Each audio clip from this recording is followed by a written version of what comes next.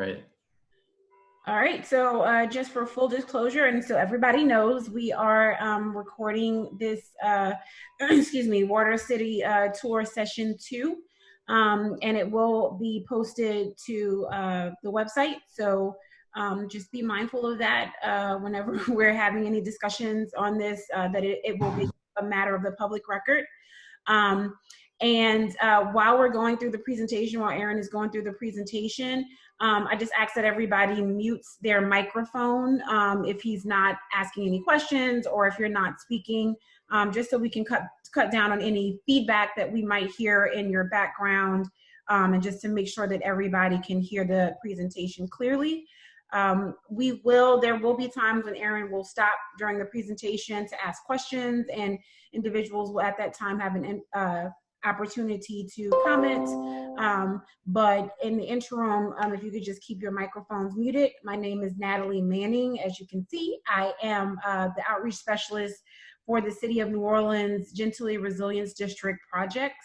And I'm excited about the St. Anthony Green Streets projects as well as the public arts placemaking projects. This is one of the ones that's going to be just super dope to be a part of because of the really cool creative aspects of the work. So I look forward to all of the artist submissions, and the next Meet the Artist sessions are going to be something that I'm also looking forward to. And then I'll, without further ado, I'll turn it over to Sarah for her introduction, and then Aaron can take it from there. Hey everyone, I'm Sarah Woodward. I am the Programs Director with the Arts Council. I know many of you on the call, and wanted to just say how excited we have been as an organization to be in partnership with the City of New Orleans and to be a part of the Gentilly Resilience District work. This has been a project that we've been dreaming about for many years, and it's great to see things happening this year. And so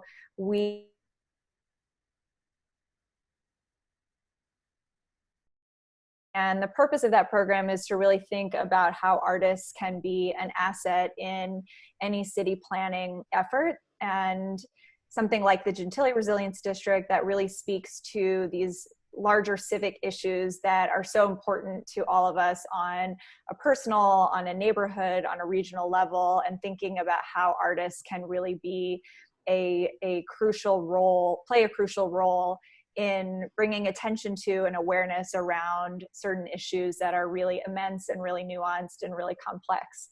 And so we have a number of artists who have been working with the city as well as the Water Leaders Institute and Aaron Chang's team to really learn about and be thinking about these big picture issues around water and resilience and what the future looks like in New Orleans. So we're really excited to be supporting this group of artists. They'll be putting together proposals to share with community members, and in just a short couple of weeks, they'll be presenting their preliminary proposals to community members. And so hope that everyone will join back in for that Meet the Artist series to hear what they're thinking about and have a chance to give input. So thanks again to Natalie and the city and to Aaron and the Water Leaders Institute team for putting this Water City tour together. Great. Thanks, Sarah. Thanks, Natalie. All right. Can everyone see the presentation?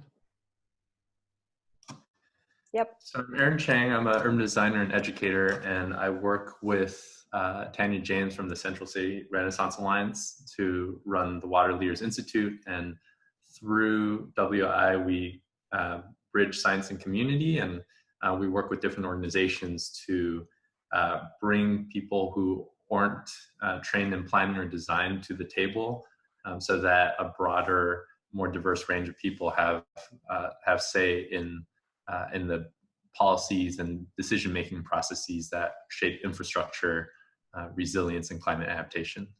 So we're excited to partner with Arts Council and the city on this effort. I think many of you were on the neighborhood walking tour where we got to visit the drainage pump station and the levee breach site, and we'll do a very brief recap before diving into the tour today. I think let's see. So the basic schedule We'll do a brief opening discussion, and that will happen primarily through the chat box. And then we'll dive into this Water City tour. It's going to be obviously it's not going to be 6 hours on a bus where we get to talk to each other sitting side by side, or feeling the ground beneath our feet, or seeing the water and water infrastructure directly. But hopefully we can provide somewhat of a substitute and encourage everyone to use a chat box to share resources, share thoughts that come to mind, share ideas, questions throughout the course of the conversation. So with our opening conversation, I would like for everyone to just take a minute or two to think about this question: in what ways is New Orleans a water city? And you can also reject that premise and tell us why, but use the chat box to just share what you're thinking. And there's obviously no right or wrong answer to this.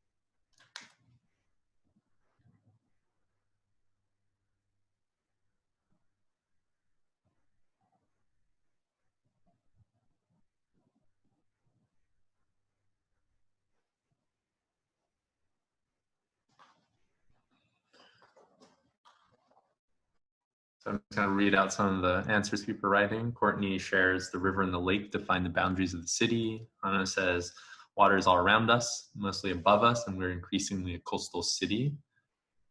Ryan shares water is embedded in the fabric of New Orleans, from its cuisine to its infrastructure to its people. It touches everything about the city. John shares water is never too far away when you dig, so it's beneath our feet. Brendan, so much of our economy has relied on the water, the fishing, the crawfish, the shipping, the riverfront. Erin shares we're surrounded by water, our experiences are influenced by water. Allison, thanks for joining. She shares we were built as a central point between the Mississippi River and Lake Pontchartrain, and from there to the Gulf of Mexico. And Alex writes, we're here because of water, the way the bayou connects the river and the lake. And Rachel shares, I think New Orleans is a rejection of a water city rather than living with its nature and movements. It's redirected the flow for the economy. Now we are a cement block on muck. That is powerfully put, and a nice lead into the next image. This is a NASA satellite image that I love showing because to me it captures exactly what Rachel is talking about. That if you look in the middle, that grayish patch, that's Metairie, that's New Orleans, that's St. Bernard, and we really are this dense, hard bowl that's trying to be stable in this landscape, which is pretty obviously fluid. You can see stretching all the way up to Baton Rouge and beyond, all the ways in which it's the flowing water that has created the land, and that these channels continue to want to shift.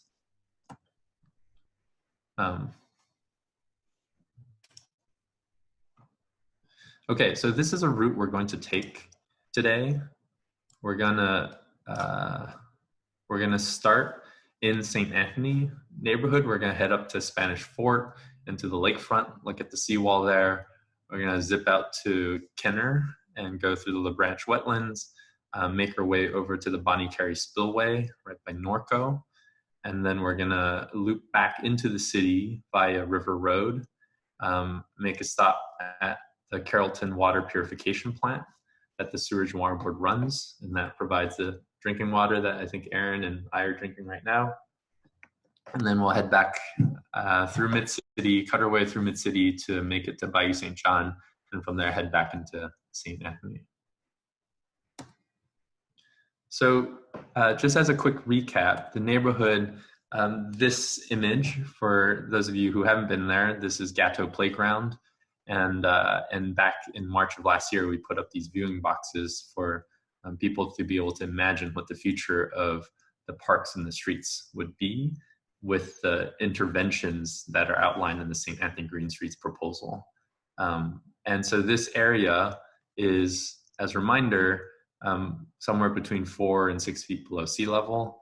And so in the image to the left, OG Alexander is talking about some of the ways in which people are building houses raised off the ground and with rain gardens in the side yards or in the front yards to help absorb stormwater where it falls. And on the right, Deb Abibu, St. Anthony resident, talking to us about the relationship between urban water management and coastal restoration. And so that's at the site of the levee breach, the flood wall failures during after Hurricane Katrina in 2005. We made our way to Drainage Pump Station 4, and we talked about how the pump station accepts and lifts the water that flows from the neighborhood to the station and dumps it. On the right is a drone shot by Sea Freedom. So dumps that water by those big tubes that are visible into the London Avenue outfall canal. And that water then flows out to the lake. So some of you who were on the night bike ride that we did earlier this year in January, we made a stop at Spanish Fort. And Spanish Fort is located, just as a warning, I'm going to be using the pen tool a lot because it's super convenient, and we're going to use it to talk about the flow of water primarily. Spanish Fort, keep this in mind when we talk about the lakefront. You can see the flow of water here by St. John goes both ways. It's tidal. You can see here, those are sector gates that are closed to prevent surge from the Gulf of Mexico coming through Wrigley's into Lake Pontchartrain from flooding the city. So that's what that structure does. Spanish Fort was located here, and so the thing to keep in mind is that this used to be the lakefront. This was actually a site of Native American settlement. There's a shell midden here. The French in 1701 built a fort on top of that midden, and then the Spanish replaced it with a more permanent structure, and that structure was in use into the 19th century. In the 19th century, it became actually a hotel and casino, and then over time evolved to become an amusement park. At one point, it was known as the Coney Island of the South, and it was connected to the city by rail and then eventually by electric cars.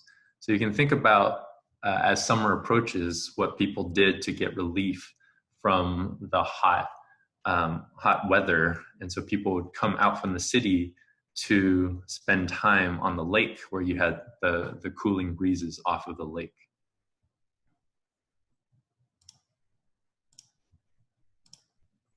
So this is an image of what that area looks like today. You can see the banks of the bayou and what it looked like back in the 19th century. So you see the remnants of the fort on the left, and then you see what Bayou St. John would have looked like back then. So the path that you see, that's the tow path, and the bayou was an active connection for moving people and goods from the lake to the city.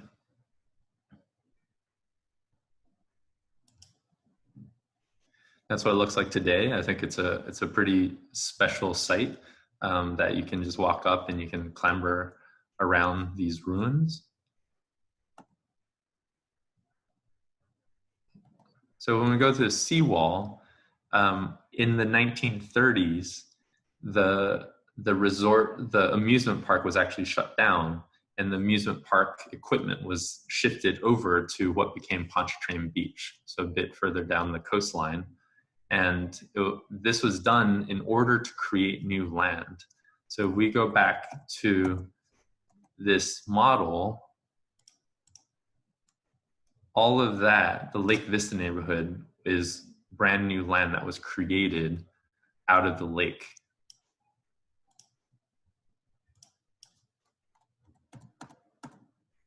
And so the seawall was constructed half a mile out from the original shoreline.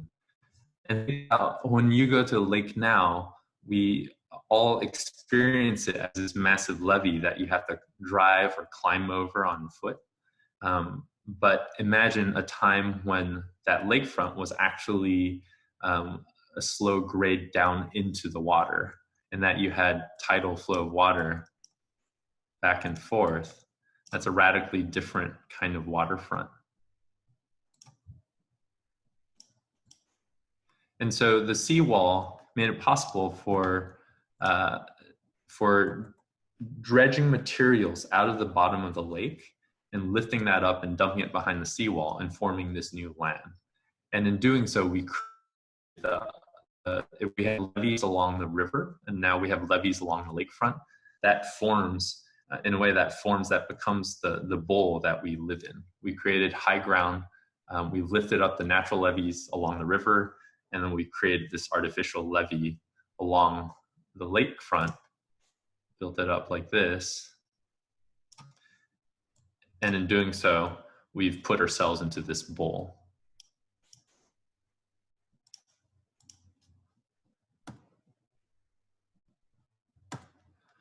I think something to keep in mind is what era this was. This was the same time period when the city was putting in place its modern pumping systems. This was not too long after the Industrial Canal was constructed, starting in 1918 and ending in the early 1920s. That's when the Industrial Canal first came into use. This is the era of the Panama Canal.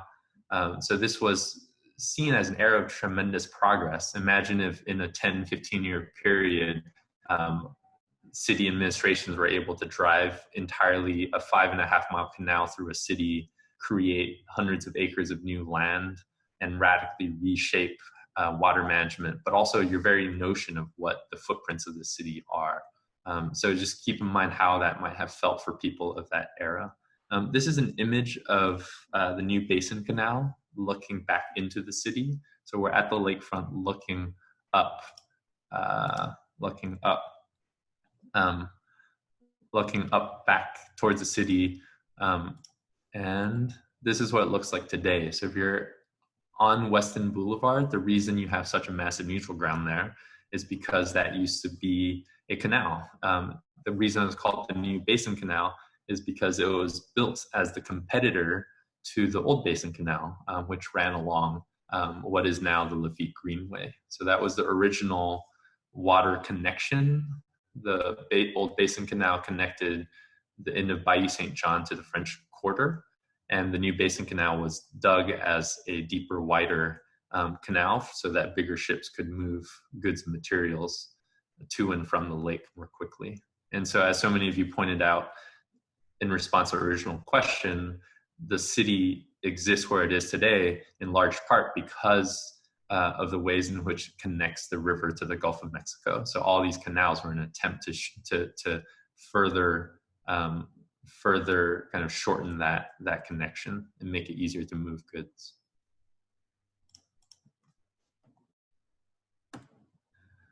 All right, I'm gonna stop here for a second. Any questions so far? Yeah. When did those canals go away and why? When those canals go away and why? Yeah. I don't know the exact dates, and there are other people on this call who may know. John might have a better sense of the dates than I do. It's a matter of different changes in transportation modes. So rail, highways, all that. Once you have highways and trains, then shipping becomes obsolete. It's no longer the primary or the cheapest way to move stuff around.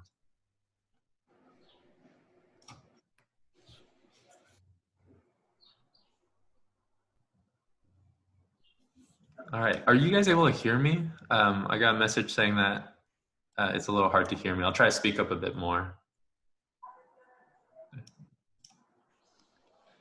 All right, we're gonna keep going then. So the next stop, so if you're heading out, if you're going to the airport and you're driving up on I-10 towards Baton Rouge, I think a point I would ask you to really take a look outside your car the next time is as you go, you're heading up towards Baton Rouge, take a look out the window, and this is the Kenner line, and so this is La Branch Wetlands, and this is our urbanized area. And what's pretty astounding is how through our management, this is just a different aerial view, but through our management of water, we've radically sunken the urbanized landscape. And so the La Branch wetlands aren't protected by a seawall the way Metairie and Kenner, Lakeview and Chantilly and New Orleans East are. Even though it's a degraded wetland, if you drive through, you see all the dead cypress trees. So it's by no means a healthy ecological system. At the same time, the land hasn't sunken to a point that it has for us here within the levees. So we head out to the Bonnie Carey Spillway.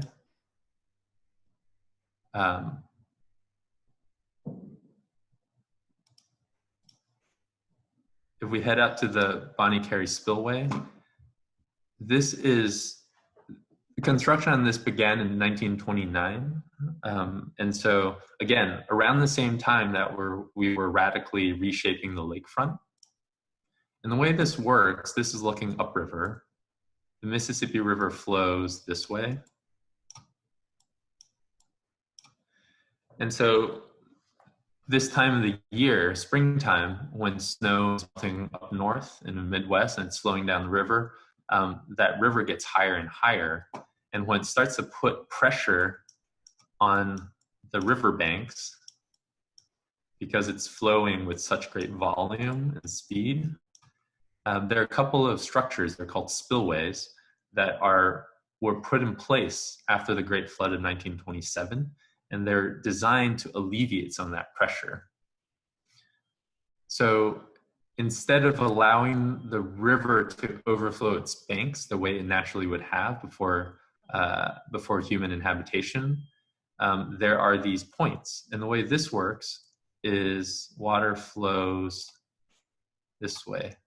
So here is a structure, and we'll look at a picture of it.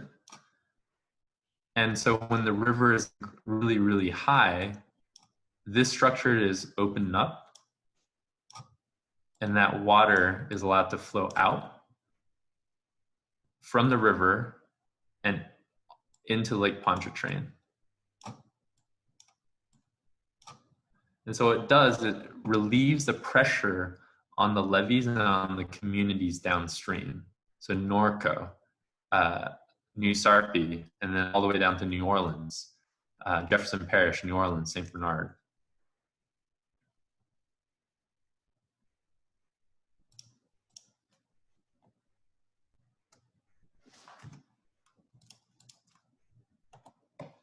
So this is what it looks like. What we're looking at is looking downriver, and you guys may have seen this in the news already. So the water is flowing this direction. The spillway has already been opened and closed this flood season. And so each of these cranes that rides along the top of the spillway, they pull out wooden pins. There are hundreds of wooden pins each one the size of like a telephone pole. So it's lifting these things up and out, and each of those open bays then allows water to rush through. So it carries with it this water.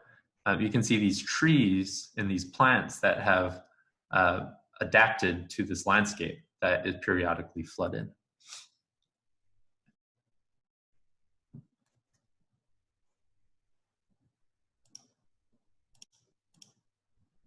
And so it carries different things. It carries with it all kinds of fish and insects and whatever is living in this. It carries with it all the pollutants that are a part of the Mississippi River. And so all that and incredible amounts of sediment, everything that is eroded away upstream, flows out through the spillway and towards Lake Pontchartrain. And so that causes problems of its own. In some ways, this mimics the natural process of crevasses, where periodically the river could overflow its banks, kind of in terms of sheet flow. It can also overflow its banks through breaks in the levee. So I'm going to type that word in the chat box. A crevasse is when there's a break in the levee and water spills out. So this is one way of thinking about it, is it's a controlled crevasse. And this is how a lot of land was formed in the Delta, was through crevasse splays. There's a question from Allison. When you say degraded wetland, what exactly do you mean?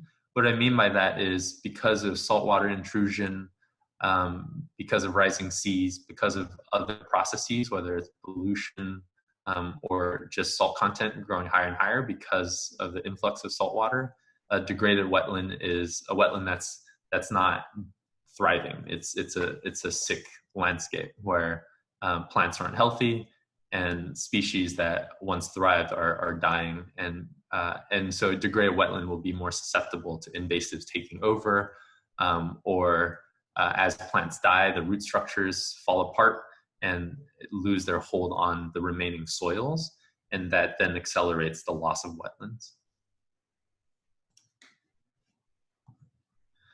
So we took these pictures. Chris Demrick actually took this picture last fall, and this is on the river side of the spillway.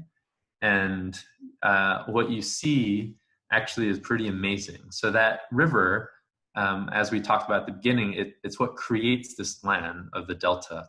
All this soil is left behind by the river. After it's flowed through the spillway, you can see that in the background.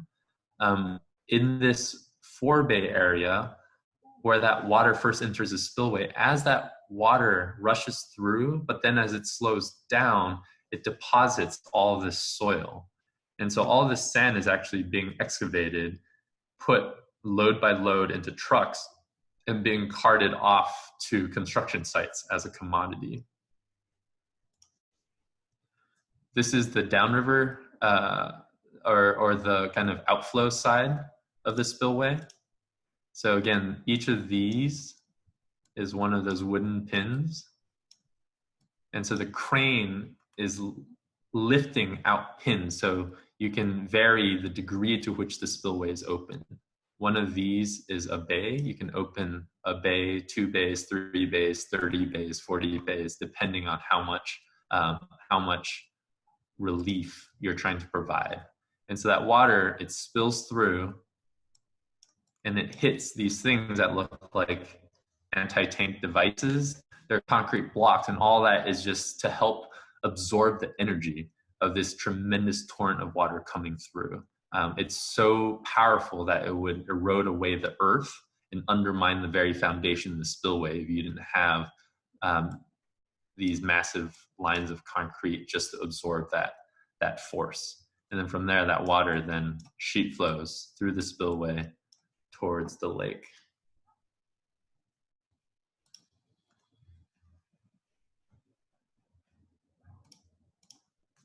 And I'll just go back to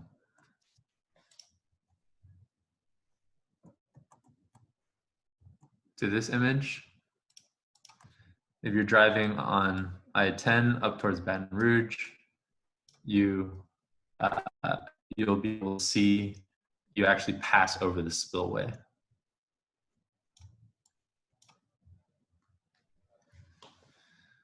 All right.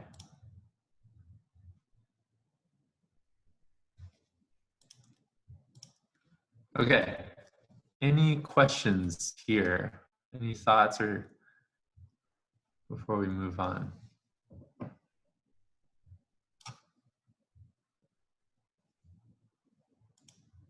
Aaron, I was going to say one quick thing. I was bungled my unmute when Langston asked that question. I think the 1950s were the era of filling in canals generally, which is really amazing because that's not outside of memory right now. That's not more than a lifetime, which is really incredible. Yeah, That's all. Thanks. Yeah, it's amazing. There are pictures of there used to be water along Metairie Road, and then that was filled in to build a streetcar line. Like it's incredible. I think something that I think about a lot, Langston, is like if you go to Netherlands and some of the older cities, in a lot of cities you still see a lot of canals, and it makes me wonder, why is it in certain cultures or in certain histories canals weren't filled in? They also went through a period of modernization, and there's also truck traffic and trains, and I wonder if how much it has to relate with how long you had those canals in use. Like if we had those canals in use for 300 years or 500 years, would it change? Would it be so deeply embedded that it would be harder to fill in and change that relationship? So I don't know, but it's something that I wonder about. Do we know anything about like what the canals were like? Like, were they pretty and nice, or were they dirty and full of trash? Like, would it have seemed easier to fill them in than to clean them at a certain point? Yeah, there were often issues with canals being kind of nasty, and it was a constant problem. Like, who's taking care of this part of the bayou? You imagine you have all these industrial uses. It definitely wasn't like a pristine recreational landscape. It was a working water system where people are shipping bricks and lumber and furs, like all kinds of stuff. So from what I've seen and read, it was not like it wasn't a pleasant thing. And so I think that drive to fill things in was because it was seen as a form of progress to no longer have this dirty ditch. Like the old Basin Canal wasn't ever super wide. And if you have like these shallow, narrow canals, they can get pretty nasty pretty fast because it's not like a river that has a functioning ecological system where it can take care of itself to a certain degree. Yeah. And I do think, Aaron, that's why that kind of feeds into the adverse relationship that New Orleanians have with water, which is one of the things that I think is kind of like one of the main tenets of the work that we do as doing outreach around water projects. People tend to not really welcoming water into their space. One of our projects in the Gentilly Resilience District is proposing these blue corridors or waterways. And, if we say canals, that really just kind of makes people cringe. And I think that has a lot to do with it, just, what people's perception of canals are based on, historical context. Yeah. And it wasn't all, I think if you look at Cassie Prine's book on Bayou St. John, or you think about the history of Spanish Fort, you also had like pleasure gardens along Bayou St. John. So it was a mix. Like there was always value seen in being able to promenade along the water at sunset, and so there was definitely associations with beauty and with recreation, but oftentimes you also had a mix of manufacturing and people testing boats and living and dumping stuff. Because there's just a constant kind of battle over jurisdiction and who was in charge of these places. Aaron, and when nobody's in charge. Sorry, is that Courtney? Oh yeah, I wanted to ask, do you think it had anything to do with mosquitoes and yellow fever, the filling of the canals? And absolutely, that was also part of it for sure.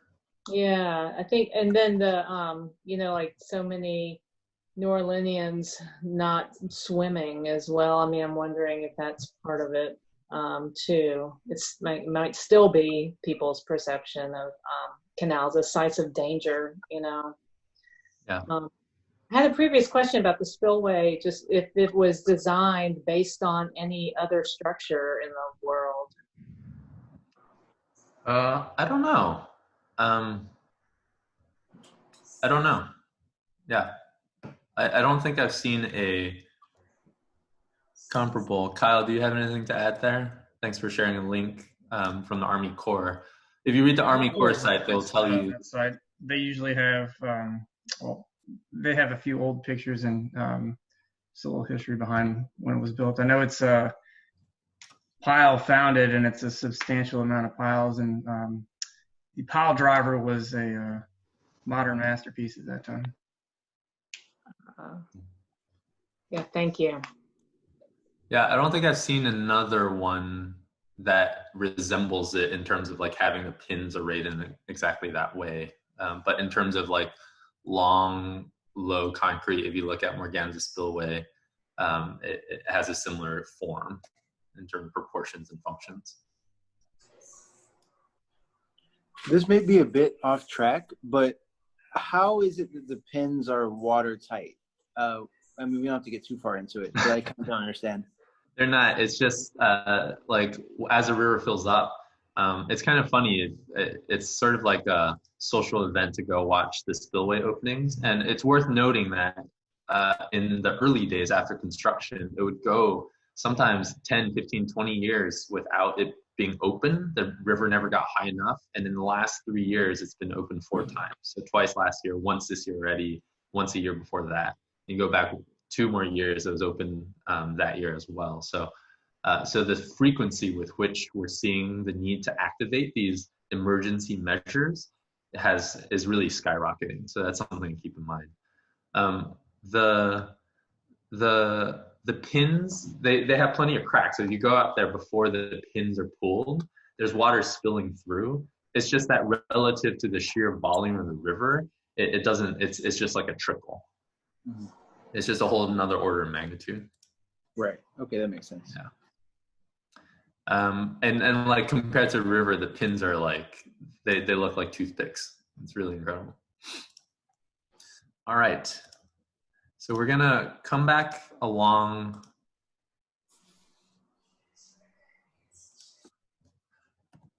We're gonna come back along River Road.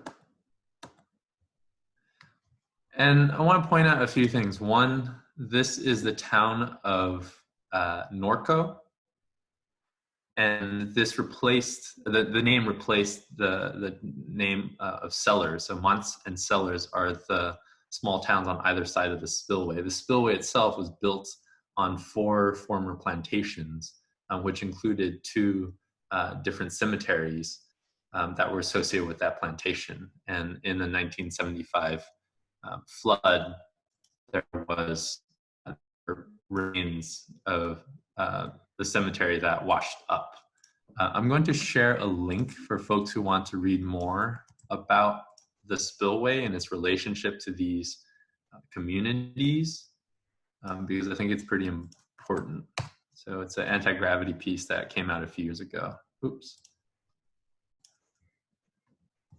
There. And so as we come back along River Road,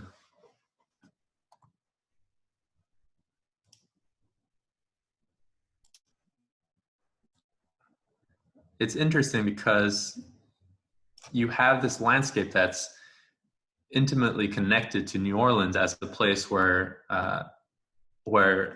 slaves were bought and sold. And so you had sugar plantations all up and down River Road.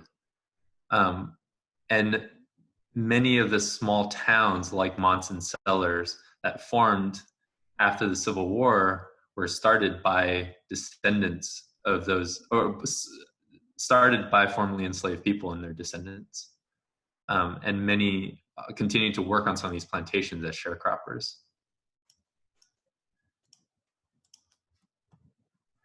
And I think what's interesting is this mix of oil and gas companies and chemical refineries that have taken the place of some of these plantations on the high ground next to the river.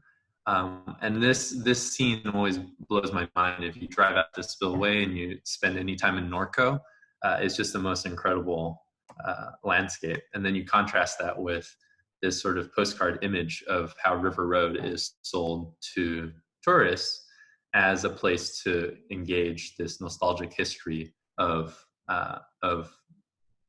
antebellum New Orleans in the South. So all the same places, but pretty different representations. So as we make our way back on River Road, we end up at the parish line, and we'll stop at the Carrollton Water Purification Plant. There's an image from last year as well. So the drinking water intake for the city of New Orleans, for everyone who lives on the East Bank, even if you live all the way out in Venetian Isles, comes from this spot.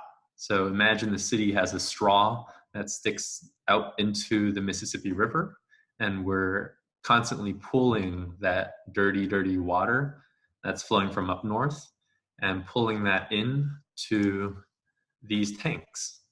And so it pulls that water out of the river. And so we're on this is right next to the Batcher houses. If you've ever explored the levee, you can find this ramp right next to the Batcher houses. And so there's a big pipe that pulls the water out of the river, and it goes through a sequence where different chemicals are added to the water. And we talked about pollutants and sediments in that water. The different chemicals are added and mixed using these big paddles in these tanks to cause coagulation, which means really fine particles that are floating in the water coagulate. They come together and form denser, heavier particles that will settle out more easily. So if water is moving, the heaviest particles, if you got a big jar of water and it's filled with gravel and sand and really fine silts and clays, if you stop shaking that jar of water, the heaviest sediments, the gravel will fall out first, and then the sand will fall out. The clays and the silts will take hours, if not days, to finally settle out. And so the coagulation and the flocculation that encourages, that makes it possible for all this, the fine grained stuff to stick together and drop out of that water column. And the water flows through, it's kind of like the digestive tract of an animal, where it's winding its way carefully through these tanks, these settling basins, and as it goes, more and more of the particulate matter settles out. The water then flows at different points. Chlorine and ammonia are added for further disinfecting. And when it gets to this last step on the right, what you're looking at are the filtration galleries. And so these are big vertical filters that are filled with anthracite and sand. So think like a Brita filter, and that water just settles on top and flows very slowly through this last filtration sequence. And from there, it's pumped to a bunch of different tanks at that Carrollton site, some of which you can see from Claiborne Avenue, but also these 2 water tanks. So these water tanks were added in, and we've got some people from Sturgeon Water Board here on the call, so I'm feeling a little foolish explaining all this stuff, but I'll make sure they have a chance to answer specific questions. But water from here then flows out to the rest of the rest of the city. And those water tanks were put in place over the last few years to deal with the boil water advisories as a way to maintain water pressure when there's a loss of power or some other event where water pressure might be lost. And this picture on the left is pretty cool. It just shows how the distribution systems have evolved with the time, so that in the early days, imagine a hollowed out cypress log being one of the ways in which you distribute water, and that being replaced over time by cast iron. And I think in these days, Cameron and Kyle, correct me if I'm wrong, but I think switching mostly to plastics as a way to get water out.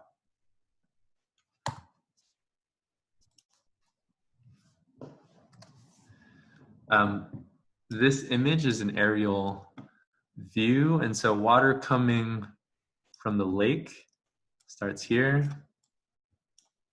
and then it wends its way through these coagulation and flocculation basins. And then from there, it's sort of like a lazy river. And in some images, it's pretty cool. You can actually see the water change in color from like a darker hue to a lighter.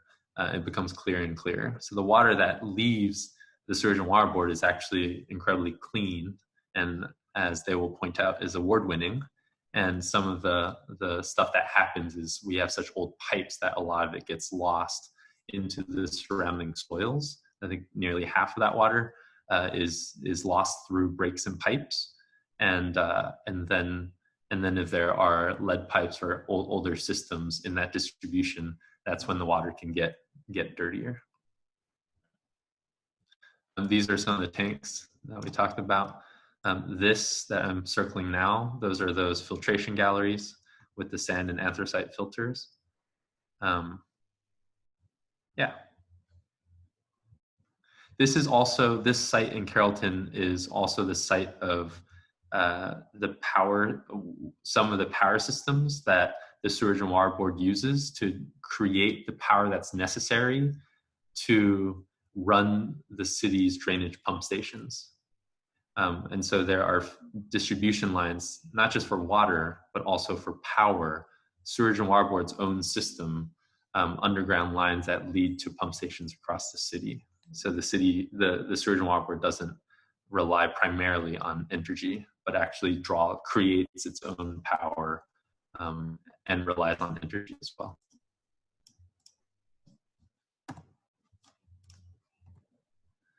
Okay, so our last stop, it'll just be a single image from a Ripple Effect Bayou Day back in 2016.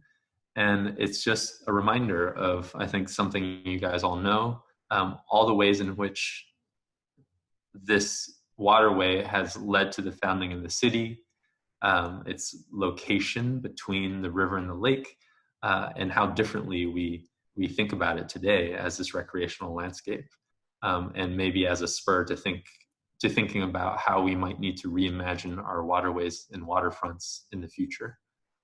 What names we give to them, how we think about what their uses are, who belongs on them, and who can make use of them.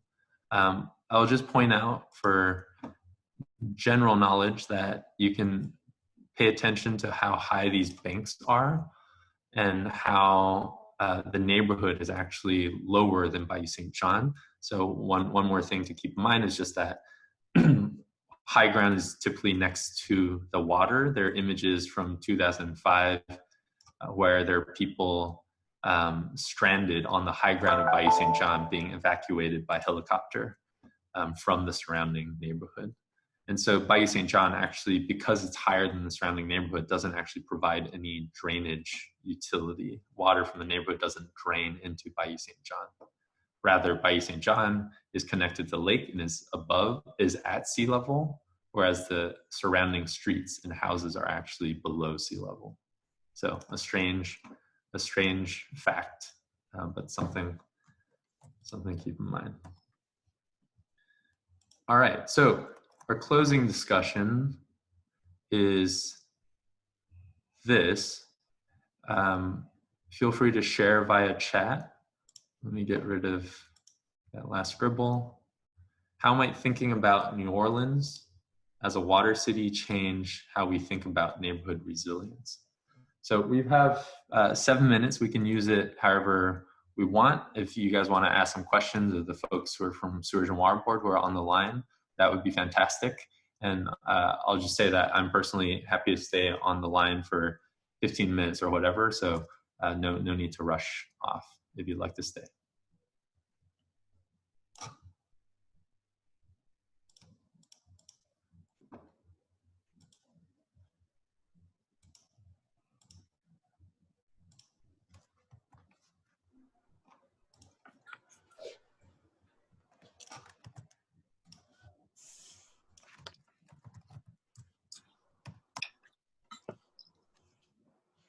Yeah, questions, comments?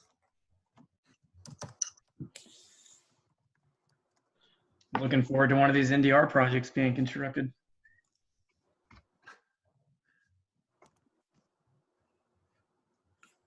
I have a question that is more related to water quality in the Mississippi River, and I'm just curious about since the COVID stay in place orders, and since has river traffic changed? I guess I'm curious about that. What has been the traffic on the port like? And then has the quality of the river water changed in any discernible way that the people at the Sewage and Water Board can tell? Oh. Cameron, would you have any info on that, or not? Not really. No, not in water quality. I'm more in green infrastructure. Yeah, I don't know. I haven't heard anything along those lines. I think global trade is down. There's less movement of people and goods, period. But whether it's led to a clarifying of the water, I don't know. I haven't heard anything like that.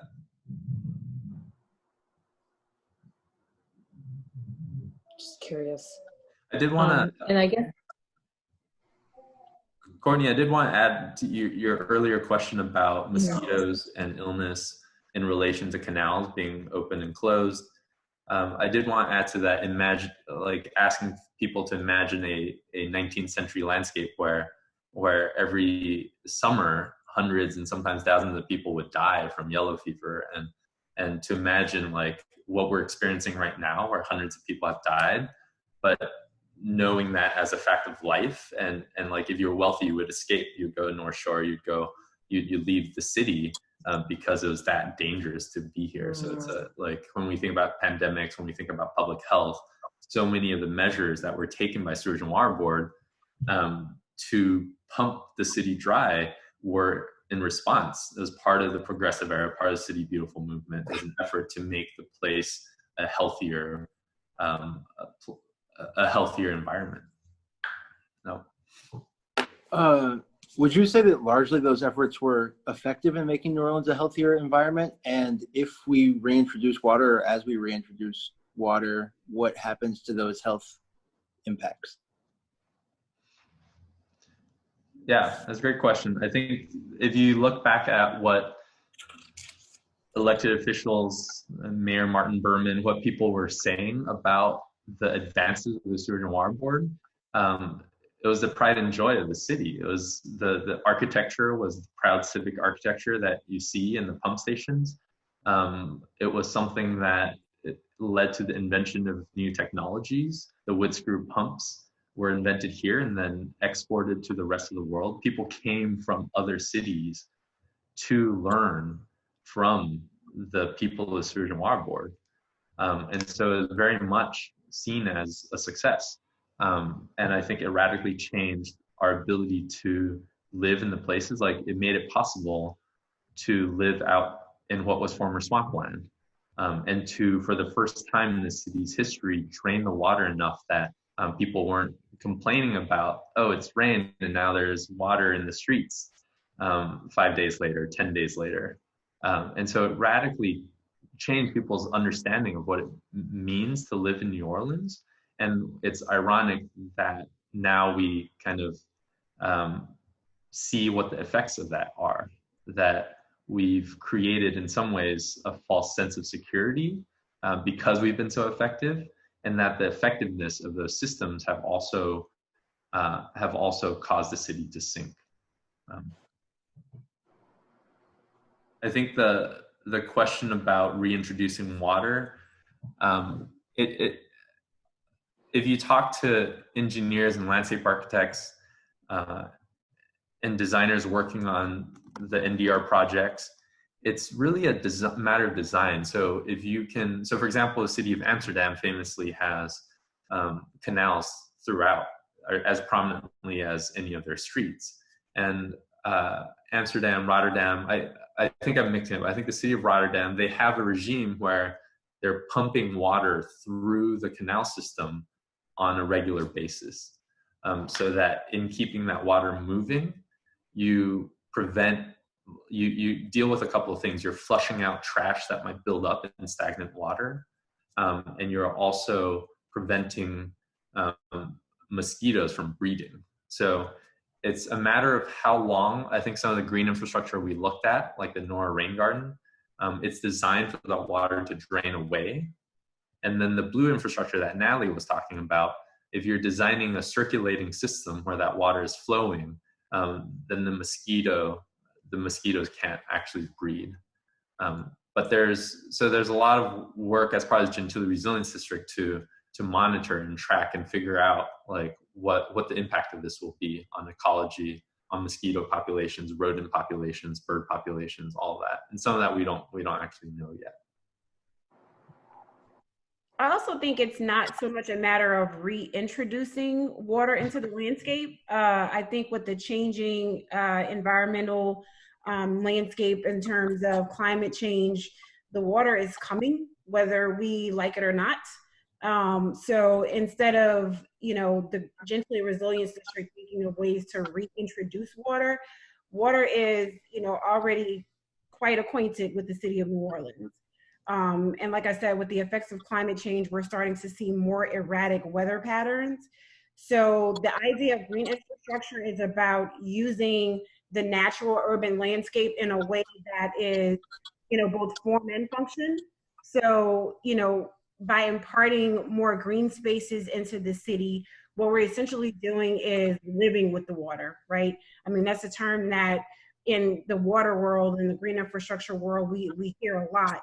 And I think instead of trying to pump our way out of the problem, which is no longer going to be sustainable, we're just, thinking of ways from a design standpoint, from an administration standpoint, in terms of city government, we're thinking of ways to be more practical in our approach and basically use what we currently have in our current landscape to mitigate the environmental challenges that we face as a coastal city.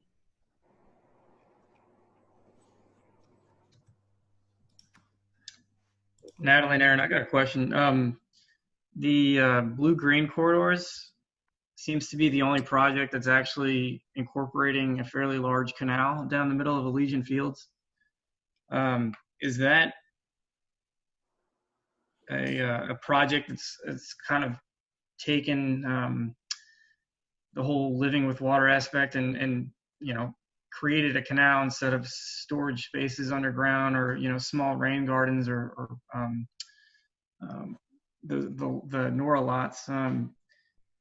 Was that, I don't know if y'all know, was that thought of on other projects to go to a scale that big, to where we're digging up medians and essentially recreating canals? Yeah, when I think back to the application process and the development of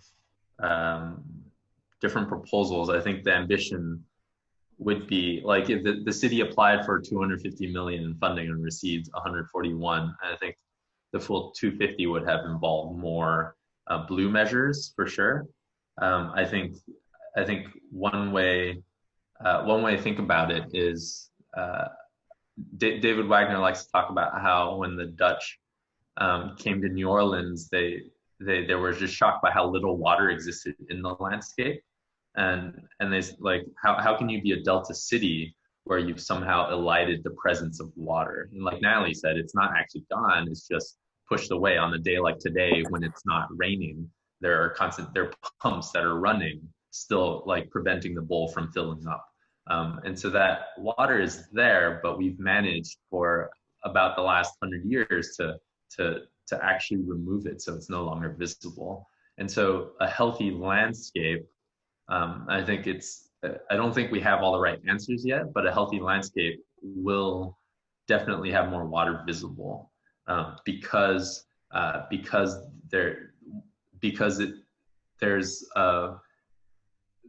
this landscape is so low and there's so much pressure on it in terms of hydrostatic pressure from the lake, from the river, that water is trying to equalize, trying to fill up this bowl.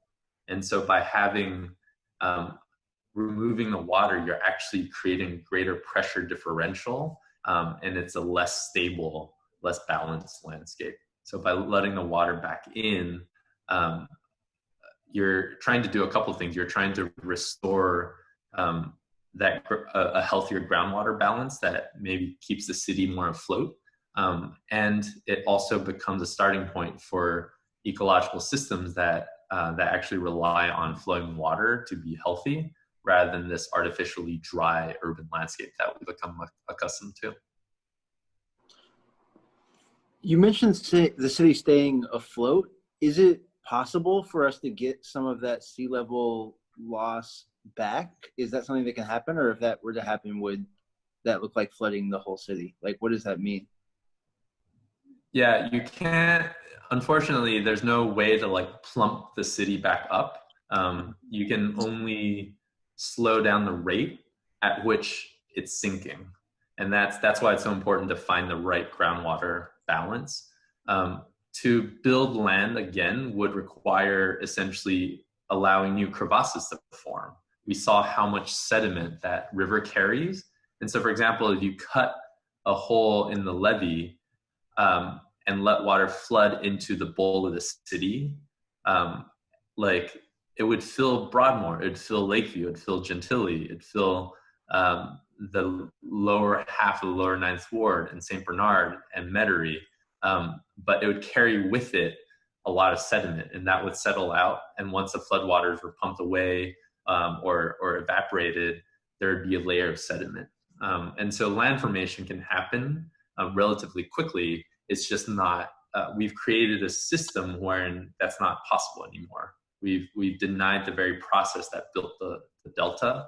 And so if you think back to indigenous settlements, you didn't have Native American settlements invest and build over time and create really static environments.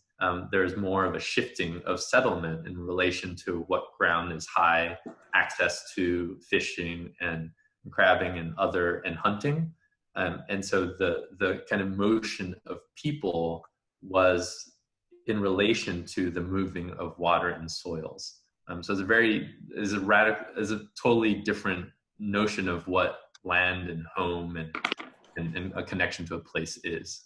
And so I think that's one of the hardest things we're going to have to wrestle with is what are the things that we might allow to change. And at the moment, we're the only thing we can really conceive of is protecting this one spot.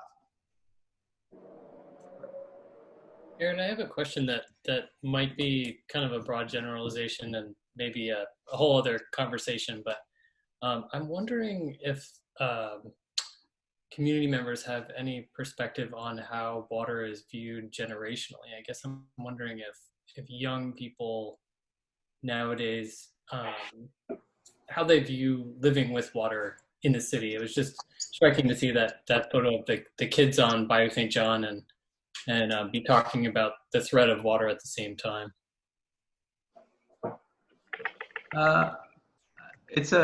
There are a lot of different factors there, and I'm definitely not somebody who can speak to all of them. The ones that I'm aware of, there are a group of you have a lot of teenagers, people who are in high school now who were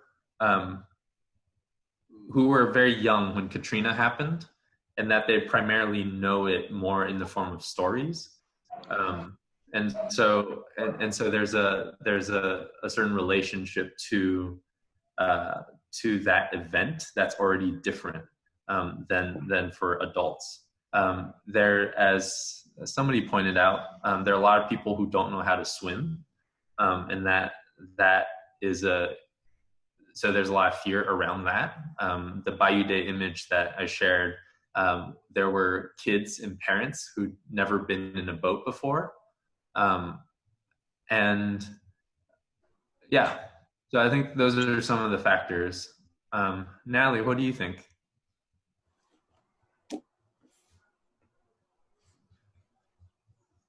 You're muted.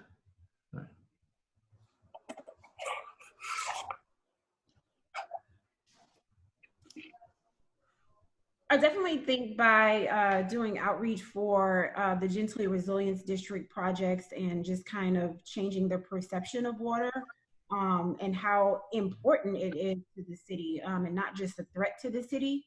I think we are starting to change hearts and minds around water.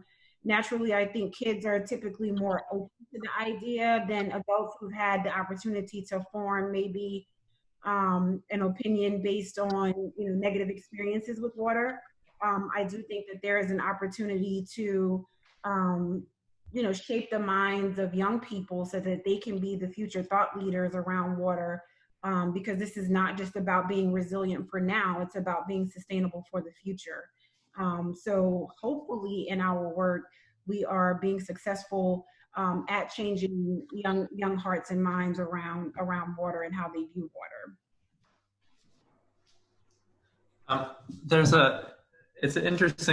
this book that my friend Kira Ackerman suggested, The Great Derangement by Amitabh Ghosh. And I think there's a interesting passage in there where he talks about how if you look at human history and how people lived along coastlines, that people were scared to death of the coast for most of human history, that it's only in the era of colonization and modernity that we've thought that it was really cool to build gigantic metropolises like Hong Kong and London and Singapore and Mumbai. Like Mumbai was fishing villages, and that the risks wasn't worth it. It didn't make sense to invest so heavily in a space that was so exposed. And so that I think it's kind of fascinating to think about, because on the one hand, we should all be scared of water. It's a tremendous force. And when you're as exposed as we are, like everyone living here should be deeply aware of how much destruction it can wreak, and also understand where we are relative to that we have close to half the city below sea level. And that's not something we should ever forget or not have in the backs of our minds. And at the same time, I think the embracing of it and understanding all the ways in which it's formed this land and all that it brings, I think is just as important. So I think it's not as simple as like you're scared of it and you hate it or you love it. I think we all experience it in this multitude of ways. And yeah, I'd be curious. I think some of Hannah, I know you're from here.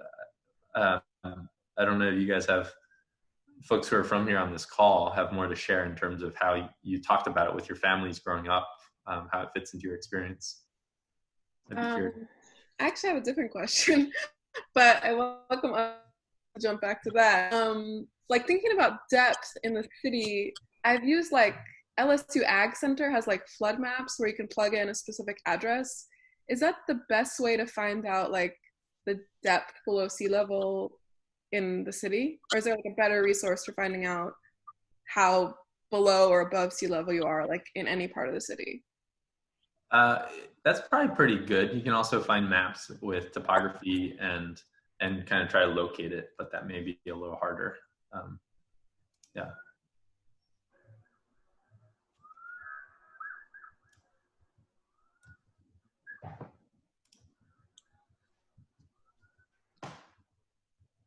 Are there some apps that do that too, that I've been hearing people talk about? That I'm not sure. Tell you based on your GPS how far above or below sea level you are. Anyone know? I've tried using this sort of like altitude app, but I found it didn't work so hot, like below, like, you know, like from a table to the floor. I mean, that's the kind of like difference we'd be talking about. And I played with it like on the levee actually once, and it didn't. I gave up in frustration, but that was a couple years ago. Might be interesting to see. The best I've done is get, blow up a GIS map or something like that and try and figure out generally, where you are. But that's not so simple. I wish there was a good. Cool. Any last thoughts or questions? Yeah, this is Cameron. I just posted some information and a link to EPA Stormwater Conference. Surgeon Water Board was able to actually get that here this year. We went through a process that we submitted an application, and we actually kind of won to have EPA have the Stormwater Conference here in New Orleans. And I just wanted to let everybody on this call know about this. I put the link there, and then there's also a call for presentations, and I thought your presentation might be something that might be worthwhile putting an abstract in for, to actually do that at the conference. And if you can click on the link, you'll go to the presentation tracks, and you'll see that there's advancing resiliency and water infrastructure, there's special waters program, wetlands and coastal restoration, watershed protection and planning implementation, and the other one is municipal construction and industrial stormwater management program. So if anybody's interested, please take a look at that, including yourself. Thanks. I just shared a link to a survey that Arts Council and the Carl Joe Williams and Net students. Carlos, is good to see you. Carlos is one of the residents and of St. Anthony. So you're a St. Anthony resident. It'd be great if you could take a moment to fill out that survey. Yeah. Sarah, Natalie, anything that you guys want to add to help wrap up? No, thank you so much for that, Aaron. One thing that you all might want to look into, there were some really interesting discussions in both of these sessions, and I know that Natalie is going to be making this recording available through the city's Gentilly Resilience District website. And so if anyone's just interested in hearing what the other conversations were, I definitely recommend kind of tuning in towards the end. And just seeing how different groups of people, what was interesting and came to mind after seeing the tour. But thanks so much, Aaron, for sharing that, and all the photographs that you presented were really helpful and definitely helped to relate, some of these abstract ideas and seeing those aerial shots. Thank you. Yeah, and thanks again, Aaron and Sarah, for for pulling this together. This is awesome. I also did share a link for everyone on the PBS docuseries called Sinking Cities. And it talks about other municipalities, other global cities that are also water cities and are experiencing some of the similar issues that New Orleans is in terms of environmental challenges and how they're dealing with water. So I did share that link also, but thanks everybody for participating, and Aaron for facilitating. This is great. Yeah, thank you all. Thanks for letting me annotate like crazy. That was fun. Thank you. Bye everyone. Thanks.